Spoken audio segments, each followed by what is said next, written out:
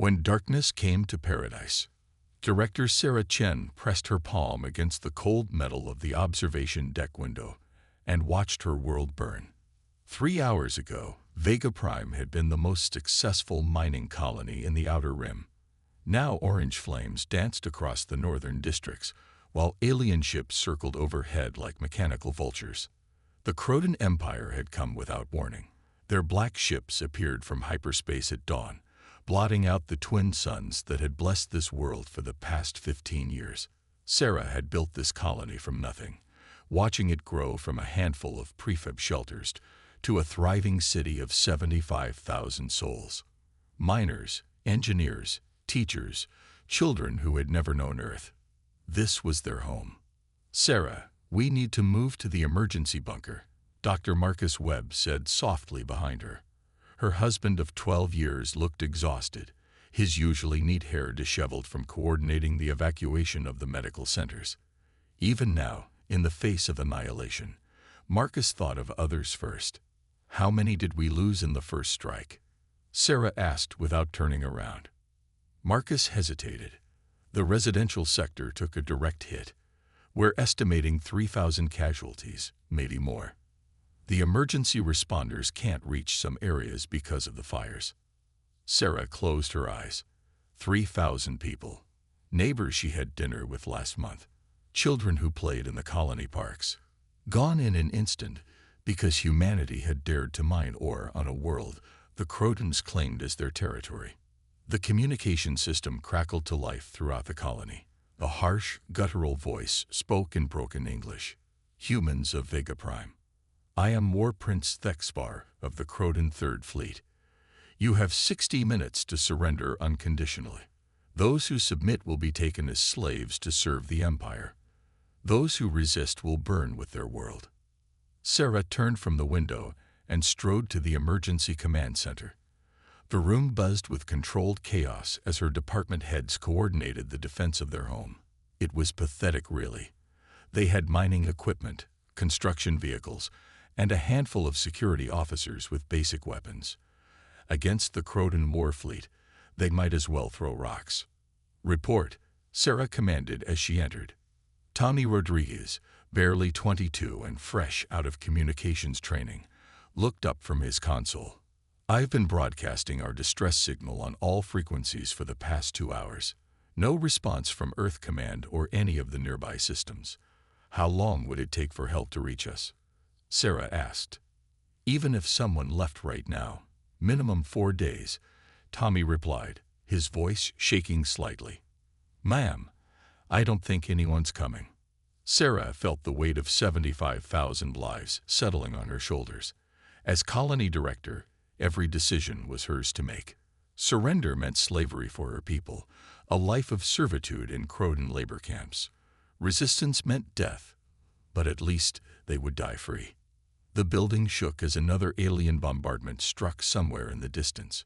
Through the walls, Sarah could hear the sounds of panic. Families running to shelters, children crying, parents trying to be brave when their world was ending. "Tommy, patch me through to the colony-wide system," Sarah said. The young man's fingers flew over his controls. "You're live, Director." Sarah took a deep breath. "My fellow colonists, this is Director Chen. I won't lie to you about our situation. The Crotons have given us an ultimatum. Surrender and become slaves, or fight and die free. I can't make this choice for you. Every person on Vega Prime deserves to decide their own fate." She paused, looking around the command center at the faces of people who had followed her to the edge of known space, who had trusted her to build them a better life.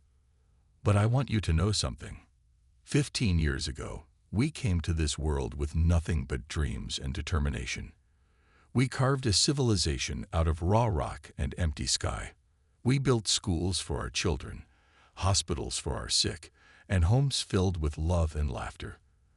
The Crotons think they can take that away from us. They think humans are weak because we choose cooperation over conquest." Sarah's voice grew stronger. "They're about to learn how wrong they are. If we must die today, we die as free people protecting everything we've built. And maybe, just maybe, Someone will hear our story and remember that humanity never bows to tyrants. The communication system fell silent for a moment. Then, slowly, voices began responding across the colony. Engineers volunteering to modify mining equipment into weapons, security officers organizing defense points, doctors refusing to abandon their patients, teachers helping children reach the deepest shelters. Marcus stepped beside his wife and took her hand. The medical teams are ready. We've set up trade centers in the most protected areas of the colony. The mining crews have rigged the heavy excavators with improvised weapon mounts, reported Chief Engineer Linda Park. They won't stop a warship, but they might slow down ground forces. Sarah nodded, pride swelling in her chest despite the circumstances. This was humanity at its finest. Ordinary people choosing to stand together against impossible odds, not because they expected to win, but because it was right. The colony's defensive preparations were interrupted by another broadcast from the Croton commander. This time, his image appeared on every screen throughout Vega Prime. War Prince Thexvar was a towering figure, nearly 3 meters tall with gray skin marked by ritual scars. His 4 arms moved as he spoke, and his yellow eyes showed nothing but contempt. Humans, your time expires in 20 minutes. I have monitored your pathetic attempts at resistance. You are mining equipment, and call it a military. You hide in holes, and call it strategy. The Croton Empire has conquered 47 species across this galaxy. All of them were stronger than you. The alien leaned closer to the camera. Your weapons cannot penetrate our shields. Your shelters cannot withstand our plasma bombardment. Your courage means nothing against superior technology. Surrender now, and I will allow half of your population to live as slaves. Continue this foolishness, and I will glass this entire world and sell the melted remains as building material. The transmission ended, leaving the colony in stunned silence. Sarah looked around the command center at faces filled with fear and determination in equal measure. These weren't soldiers. They were miners and engineers, teachers and doctors, shopkeepers and farmers. But they were also human beings who had built something beautiful in the darkness between stars, and they wouldn't let it be destroyed without a fight. 15 minutes, Marcus said quietly. Tommy, Sarah called. Any change in the distress signal status? The young communications officer shook his head sadly. Nothing, Director. We're on our own. Sarah walked back to the observation window and looked up at the alien fleet. 12 massive warships hung in orbit like dark storm clouds, their weapons pointed at her world. In 15 minutes, they would begin the systematic destruction of everything she had spent her life building. But something strange was happening. Despite the hopelessness of their situation, Sarah felt a calm settling over her.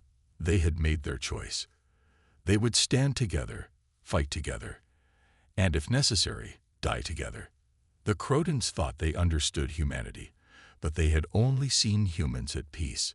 They were about to witness what happened when peaceful people were pushed too far. The mining equipment began moving into position around the colony's perimeter. Modified drilling lasers and improvised kinetic weapons weren't much against starships, but they were better than nothing. In the residential areas, families hugged each other goodbye before the adults took their positions, and the children were led to the deepest shelters. 10 minutes, someone called out. Sarah turned from the window one last time. Tommy, put me back on colony-wide communications. You're live, Director. My friends, we have 10 minutes left. I want you to know that serving as your director has been the greatest honor of my life. You came to Vega Prime seeking a better future, and you built one. You created something beautiful and lasting. Whatever happens today, that achievement cannot be taken away. Sarah paused, emotion threatening to overwhelm her voice. In 10 minutes, we'll find out if humanity stands alone in this galaxy. But regardless of what happens, we'll face it together. We are Vega Prime. We are human. And we do not surrender. As if summoned by her words, every alert system in the command center suddenly began screaming at once. Tommy's eyes widened as he stared at his displays. Director, I'm reading massive energy signatures approaching from hyperspace. Something big is coming. Sarah rushed to the sensor displays, her heart pounding. Croden reinforcements. Tommy's face lit up with the first smile she had seen all day. Negative. The signature is human. It's a human ship, and it's huge. Through the observation window, space itself seemed to tear apart as something enormous dropped out of hyperspace. The ship that emerged was unlike anything Sarah had ever seen. It stretched for over a kilometer, its dark hull bristling with weapons that hummed with barely contained energy. As it appeared, every Croden vessel immediately turned to face this new threat. The communication system crackled to life, but this time the voice was human, speaking with calm authority that cut through the chaos like a blade. When thunder answered the call, Admiral Jackson "Iron Jack" Harrison stood on the bridge of the UES Defiant and felt the familiar weight of command settle on his shoulders. At 62, he had spent 40 years defending humanity among the stars, but he had never faced odds quite like this. 12 Croden warships against his single vessel, with 75,000 civilian lives hanging in the balance. Admiral, all stations report ready for combat, announced Captain Elena Vasquez from her position at the tactical station. Harrison's first officer was 38 years old, brilliant, and utterly fearless. She had graduated first in her class from the Naval Academy before earning 3 decorations for valor in the Centauri campaigns. Range to enemy fleet? Harrison asked. 200,000 kilometers and closing, Elena replied. The Croden ships are moving to intercept. They're not running. Harrison almost smiled at that. The Crodens had built their empire on the assumption that superior numbers and technology would always prevail. They had never faced a species crazy enough to build a ship like the Defiant. Chief Kim, status on the new weapon systems. Harrison called to the engineering section. Chief Engineer David Kim's voice came through the intercom with barely contained excitement. All systems green, Admiral. The quantum torpedoes are loaded and ready. The plasma lance arrays are charged to full capacity, and the gravitational pulse cannon. Well, sir, we're about to find out if 3 years of theoretical calculations actually work. The Defiant was humanity's answer to an increasingly hostile galaxy. While other species built bigger ships with thicker armor, human engineers had taken a different approach. Instead of trying to overpower their enemies, they had decided to outsmart them. Every weapon on the ship represented a breakthrough in human science, and most of them had never been tested in actual combat. Lieutenant Morgan, fighter status? Harrison asked. From the flight control station, Lieutenant Alex Morgan looked up with the eager expression of a pilot who lived for moments like this. All squadrons ready for launch, Admiral. 48 Reaper fighters loaded with the new antimatter charges. The pilots are itching for a fight. Harrison nodded. His fighter pilots were all volunteers, young men and women who had signed up knowing they might face impossible odds. Like the rest of his crew, they represented the best of humanity's courage and ingenuity. The main screen showed the Croden fleet moving into a standard attack formation. Their ships were massive, brutal things designed to inspire fear as much as to wage war. Each one was twice the size of a human destroyer, armed with weapons that could crack a planet's crust. Incoming transmission from the Croden fleet, announced Communications Officer Lieutenant Sarah Park. Put it through, Harrison ordered. The face that appeared on the main screen was that of War Prince Thexpar, the same alien who had been terrorizing the colonists below. The Croden commander's 4 arms gestured dismissively as he spoke. Human vessel, you arrived too late. This world belongs to the Croden Empire now. Withdraw immediately or be destroyed with the rebels you seek to protect. Harrison stepped forward, his weathered face showing no emotion. This is Admiral Harrison of the United Earth Defense Force. You are attacking civilians in violation of interstellar law. Withdraw your forces immediately or face the consequences. Thexfar's yellow eyes narrowed. You are 1 ship against 12. Your species' arrogance will be your extinction. We have conquered 47 worlds. Your Earth will be the 48th. Maybe, Harrison replied calmly. But first you'll have to go through us. The transmission ended, and the bridge fell silent except for the hum of the ship's systems. Harrison looked around at his crew, seeing determination mixed with fear. They all knew the odds. They all knew they might not survive the next hour. But they also knew that 75,000 innocent people were counting on them. Elena, tactical analysis, Harrison ordered. Captain Vasquez's fingers danced over her controls as she studied the enemy formation. They're using a standard Kroden attack pattern. Heavy cruisers in the center, fast attack vessels on the flanks. They'll try to overwhelm us with concentrated fire while using their speed advantage to prevent us from escaping. Weaknesses? Harrison asked. Their formation assumes we'll fight like other species they've conquered. They expect us to try to match their firepower directly. They're not prepared for unconventional tactics. Harrison felt a grim smile cross his face. Unconventional tactics were humanity's specialty. While other species had spent millennia perfecting traditional forms of warfare, humans had learned to adapt, improvise, and find unexpected solutions to impossible problems. All hands, this is the Admiral, Harrison announced over the ship's communication system. In approximately 10 minutes, we're going to engage a Kroden battle fleet. The odds are 12-1 against us. The enemy expects us to fight by their rules, using their tactics, playing their game. Harrison paused, looking out at the enemy ships growing larger on the main screen. They're about to learn that humans don't play by anyone else's rules. Every person on this ship volunteered to defend our species and our values. Today, we show the galaxy what humanity is truly capable of. All stations, prepare for combat. The Defiance experimental systems came online with a sound like rolling thunder. The quantum torpedo launchers charged with energy that bent space itself. The plasma lance arrays glowed with the heat of captured stars. Deep in the ship's core, the gravitational pulse cannon prepared to unleash forces that could crush matter at the atomic level. Enemy ships entering weapons range, Elena reported. They're targeting our forward sections. Launch fighters, Harrison ordered. All squadrons, attack pattern Omega. The Defiance fighter bays opened, and 48 Reaper fighters poured out like angry wasps. The small craft were barely larger than ancient atmospheric fighters, but they carried antimatter charges that could punch through any known armor. Lieutenant Morgan's voice crackled over the communication system. Phoenix Squadron away. Let's show these aliens how humans fight. The first exchange of fire lit up space like a miniature star being born. Kroden plasma bolts slammed into the Defiance shields, causing the entire ship to shudder. But the human vessel's experimental defensive systems held, deflecting energy that should have vaporized the hull. Return fire, Harrison ordered calmly.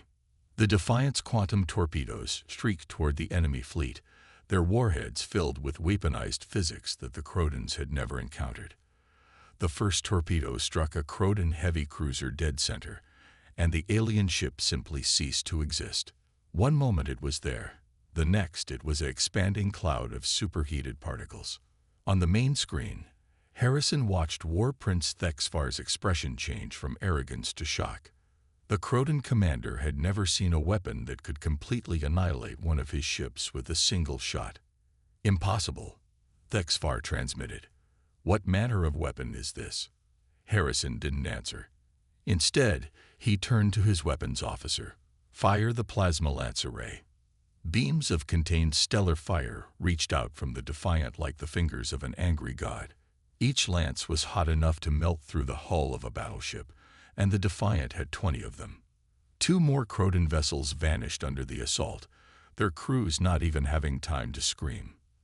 The remaining alien ships scattered, abandoning their formation as they tried to comprehend what was happening.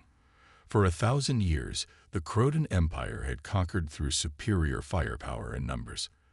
They had never faced an enemy that could simply erase their ships from existence. Admiral, the fighter squadrons are engaging the enemy flanking force, Elena reported. Lieutenant Morgan is requesting permission to use the antimatter charges. Granted, Harrison replied. In the space around Vega Prime, humanity's fighter pilots proved that courage and skill could overcome any technological disadvantage. The Reaper fighters danced between Croton plasma bolts like leaves in a hurricane, their pilots using instincts honed by generations of competitive flying to stay alive in the chaos of battle. Lieutenant Morgan led Phoenix Squadron in a direct assault on a Croton destroyer.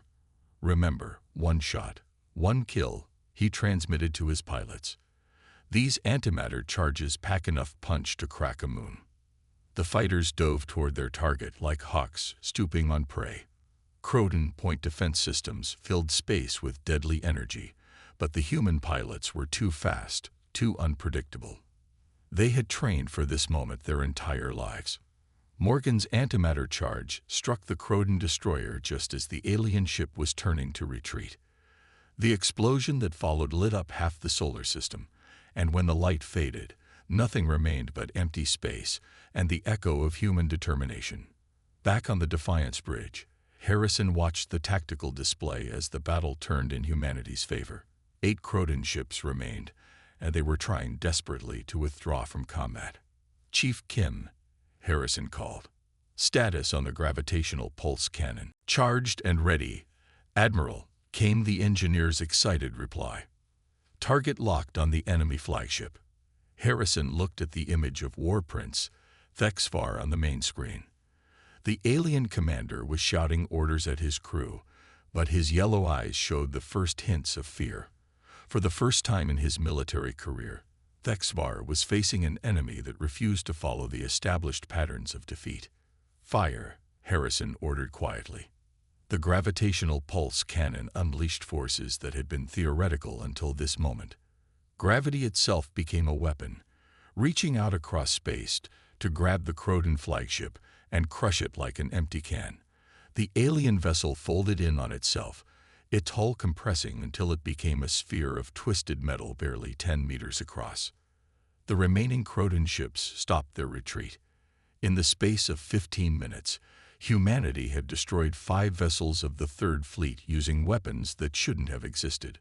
War Prince Thexfar stared at the tactical display, showing his reduced force, then looked directly at Admiral Harrison through the communication link. "What are you?"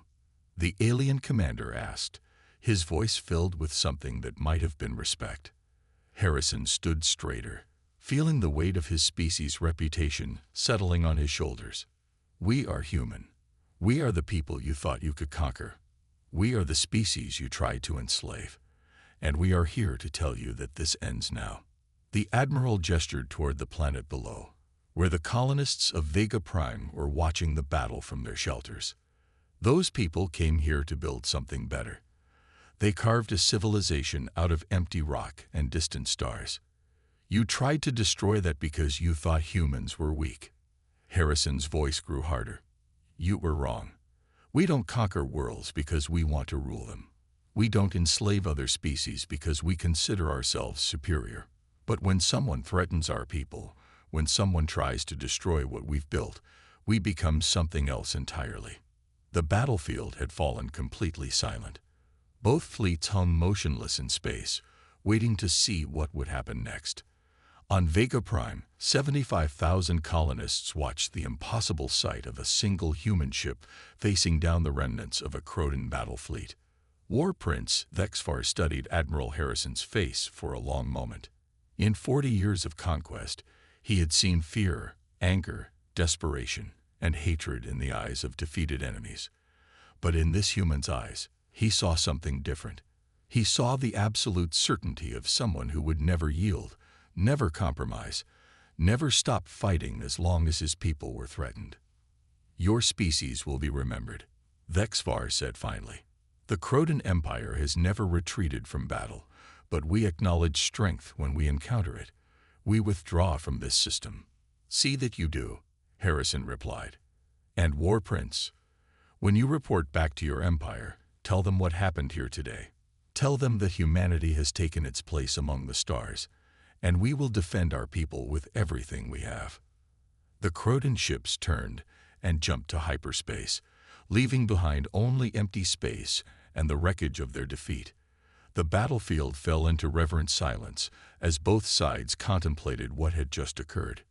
Admiral Harrison looked around his bridge at the faces of his crew.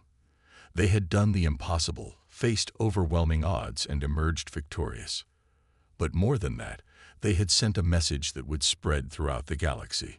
Humanity was no longer the weak, divided species that others had dismissed. They were protectors, builders, and, when necessary, warriors who would never yield. Below on Vega Prime, Director Sarah Chen stood at her observation window and watched the human warship hanging in orbit like a guardian angel. Her colony was safe, her people were free, and the galaxy had learned something new about the species called human.